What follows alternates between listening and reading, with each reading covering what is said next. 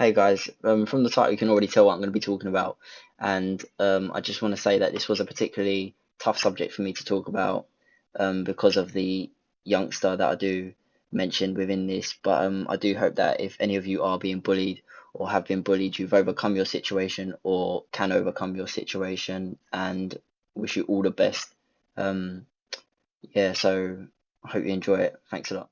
Hey there guys, Skolzy here from Infamous Warfare, and today my topic is going to be bullying, and I have a specific point that I do want to talk about within the bullying subject, but it is just bullying on the whole, and it tends to be more within the younger generation nowadays, and the example I'm going to be using is of a shocking story, and um, it shows just how far bullying has come nowadays from what it used to be in the past. And this gameplay is I just want to quickly talk about the gameplay. This was a gameplay we had with me, Bullet, and Leconby, and we did a complete overkill on this team. The whole team ended up raging because of the overkill that we had on them in the second round. So it was just a complete domination. But back to the topic. So yeah, bullying. And if you are from the UK, I don't know if this story has travelled abroad. Um, if it has, I'm pretty sure it has because I've read a few comments on it. So but if you don't know, you will know now.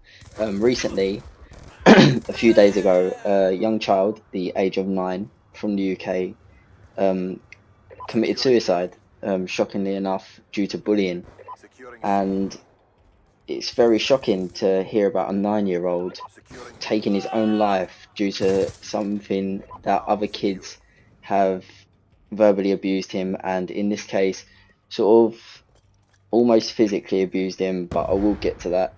And it's just shocking how far bullying has come nowadays, whereas in the past, from the older generations when they was younger, bullying was seen more as bossing around or just a bit like sort of name calling, teasing, things like that.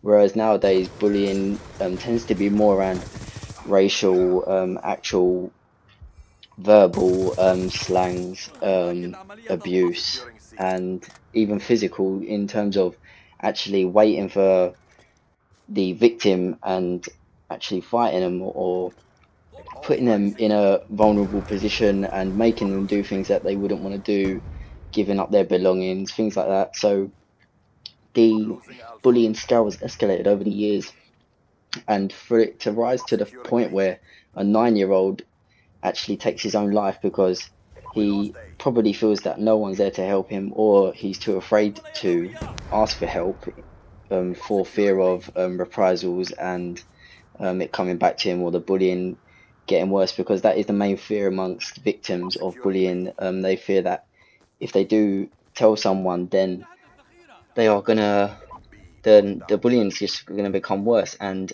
I know from experience because I was a victim of bullying myself in secondary school, and I'm not afraid to admit it. I overcame it. I actually put up with it for quite a while, and in the end, it got to a point where I was not going to school to avoid the bullying.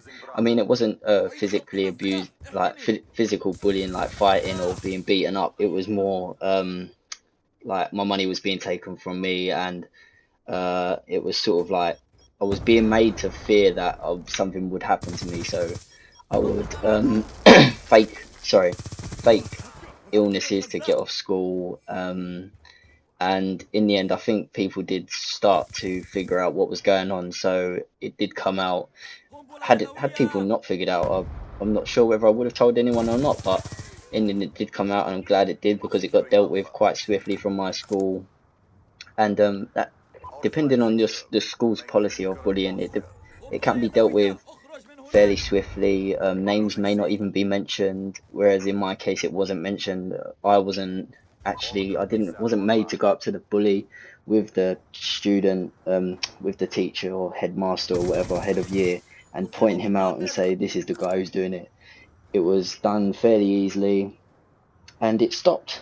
So I mean, I'm very grateful to my school for that. They sorted it out, and I'm glad that I spoke up about it. But this 9-year-old, for some reason, felt that he couldn't. go to someone. He couldn't voice his fears to even his parents, and that's quite shocking for a young child. And this young child was white, and he was being bullied by Asians. And when I say Asian, I mean the Indian type of Asian.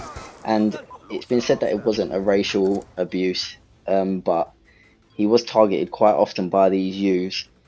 And even the youths themselves would say to this boy, "My dad says he hates white people." And I mean, if a child's saying that about his own father, then it sort of shows that he's already taken on board what his father's views are towards the white people or the white race.